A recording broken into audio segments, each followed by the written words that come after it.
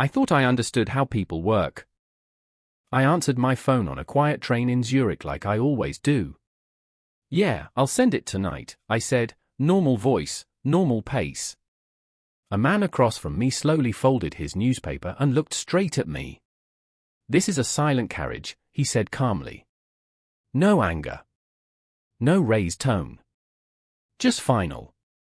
And somehow, that calm sentence felt heavier than being yelled at. In Copenhagen, I walked into a small bakery, smiled wide, and said, "Hey, how's your day going?" The woman behind the counter paused for a second, like she was deciding how honest to be. "Busy," she said finally. Then silence. No follow-up.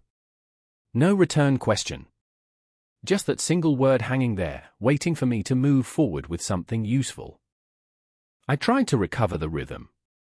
"Yeah, same here," I added, forcing a small laugh, expecting at least a polite exchange. She nodded once and waited. Not rude. Not cold. Just focused. I realized she wasn't going to continue the conversation for me. I placed my order, suddenly aware that I had started something unnecessary in a space designed for efficiency, not emotional buffering. When I stepped outside, coffee in hand, it clicked. Back home, friendliness is a default setting. It fills silence before it becomes awkward. Here, silence isn't a problem to fix. It's just part of the interaction.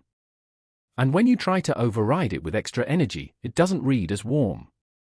It reads as noise that wasn't needed in the first place. In Amsterdam, I watched an American guy hold a door open for people entering an office building. At first, it worked. A few people nodded and passed through. Then more arrived. Then a steady stream. He stayed there, smiling, repeating the gesture, trapped in his own politeness loop. After a while, his expression shifted from kind to slightly desperate, like he couldn't exit anymore. A man finally stopped and looked at him. "You don't have to do this," he said. The American laughed. "I know, just being polite." The man shook his head slightly. "You are interrupting the flow." That landed harder than expected. Interrupting? By helping? But the line behind him had slowed. People hesitated. His kindness had quietly turned into friction inside a system that already worked. Eventually, he stepped away, almost embarrassed. The door closed behind the last person and everything returned to normal instantly. No one thanked him. No one reacted. It was like the system absorbed the disruption and reset. And that's when I understood something uncomfortable. In places built around efficiency, even good intentions can feel like mistakes if they don't fit the rhythm. That's the pattern you don't notice until it's too late. Americans often operate on intention. If something feels kind, it must be right. But in many European environments, the priority isn't how something feels. It's how smoothly everything works together.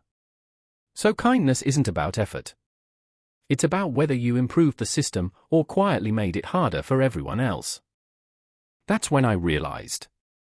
I was the disruption. In Vienna, I sat at a cafe and waited for service. 5 minutes. 10 minutes. Nothing. No menu, no water, no acknowledgement.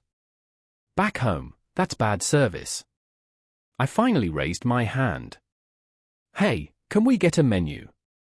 The waiter nodded once and said, "Of course." Then walked away at the exact same pace he'd been moving before. He returned eventually, placed the menu down, and left again without a word. No rush. No apology. Just a steady rhythm that didn't react to me at all. It wasn't rude. It just wasn't responsive. I sat there, slightly annoyed, until I noticed something else. No one else was waiting passively. People were making eye contact, signaling, participating in the timing themselves. That's when it shifted. Service here doesn't chase you. It respects your space until you actively enter the interaction. If you sit back expecting constant attention, you disappear into the background. Not because they don't care, but because the system assumes you value distance over interruption. And if you don't understand that, it feels like you're being ignored when you're not. In Berlin, I stood behind an American arguing over a plastic bag. "You're charging me for this?" he asked, holding it up like evidence in court. The cashier nodded once. "Yes. It's just a bag," he insisted. She didn't react. "You can bring your own next time." Her tone wasn't defensive. It was already finished, like the conversation had no second phase. He tried again, smiling now, like charm would unlock flexibility. "Come on, it's nothing. Just give me one." She shook her head. No escalation. No explanation. Just a steady refusal. The line behind him didn't shift. No one sighed. No one backed him up. It was like the entire room had silently agreed, this rule existed before you arrived, and it will exist after you leave. Eventually, he paid, still muttering under his breath. In America, they don't do this. The cashier gave a small shrug. Yes. That was it. No argument. No defense. Just quiet acknowledgement of a different system. And somehow, that was worse. Because there was nothing to push against. No friction. Just a wall that didn't even recognize itself as one. In Stockholm, I got on a half-empty bus and sat next to someone. It felt normal. Automatic.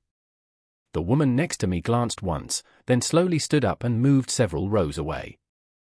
No expression. No hesitation. Just distance. The silence that followed wasn't awkward for anyone else. Just for me, sitting there, suddenly aware I had broken something invisible. I stayed still, replaying it in my head. Was I too close? Too loud? Did I smell like a tourist? No one looked at me. No one reacted. It was like the correction had already happened, and the system moved on without explanation. That quiet adjustment felt more isolating than if someone had just told me I did something wrong. Later, a local friend explained it casually. If there are empty seats, you don't sit next to someone. I blinked. Why? He shrugged. Why would you? That answer stayed with me. Because I realized something uncomfortable. What I thought was neutral behavior wasn't neutral at all. It was unnecessary proximity in a culture that values space by default. That's the deeper layer people miss. Cultural rules aren't announced. They're enforced through small, silent corrections. No confrontation. No explanation. Just subtle shifts that leave you slightly outside the flow. And if you don't understand the logic behind them, you start thinking people are cold, when really, they're just operating on a completely different baseline. No one was correcting me, they were avoiding me. In Rome, I ordered a cappuccino at 3 p.m. like it was the most normal thing in the world. The barista froze for half a second. Not dramatically. Just enough to register something was off. Cappuccino, he repeated. Yes, I said, smiling. Now. There was a pause. Yes, now. He nodded slowly, already accepting the situation. He made it without saying anything else.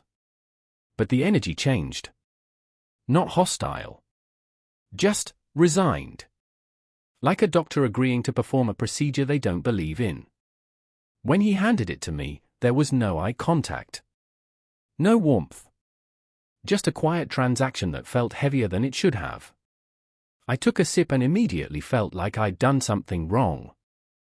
Later, someone explained it. Cappuccino is morning. I laughed. It's coffee. He shook his head. No. It's not just coffee. That's when it clicked. I hadn't broken a rule. I'd ignored a ritual. Something structured, shared, understood without explanation.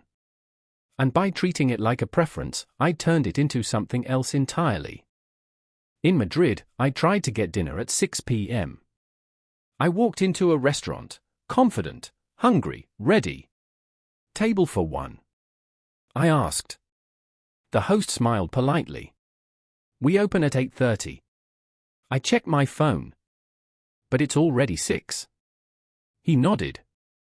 Yes. I hesitated. So, no food? He shook his head gently. Not yet. I walked outside, confused, slightly offended.